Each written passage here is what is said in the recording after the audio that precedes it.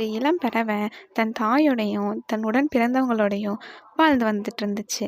பறவைகள்லாம் பறக்கறக்கான நேரம் வந்ததும் எல்லா பறவையும் பறக்க ஆரம்பிச்சது. ஆனால் இந்த பறவைனால மட்டும் பறக்கவே முடியல.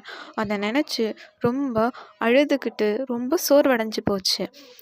தாய் பறவை அதை கூப்பிட்டு, உன்னால் பறக்க முடியலைனாலும் நீ தனி சிறப்பு வாய்ந்தவ தான். உனக்குன்னு ஒரு பங்களிப்பை, உனக்குன்னு ஒரு தனித்துவமான வழியை நீ கண்டுபிடி அப்படின்னு சொல்லுச்சு. அதை கேட்டு அந்த பறவை ரொம்ப ஈர்க்கப்பட்டுச்சு. மற்ற பறவைகளுக்கு கூடு கட்ட ஆரம்பிச்சது.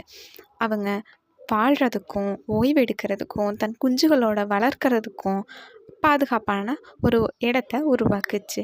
அந்த பறவையோட இயலாமை உண்மையிலேயே ஒரு பலம் என்பதை அந்த பறவை உணர்ந்துச்சு. மற்றவர்களால் செய்ய முடியாத ஒரு மதிப்புமிக்க சேவையை அந்த குட்டி பறவை செஞ்சுது. இந்த பறவை போலவே நாமளும் நம்மளோட திறமையை கண்டுபிடிச்சா கண்டிப்பாக அதில் நம்ம வெற்றி பெறலாம்.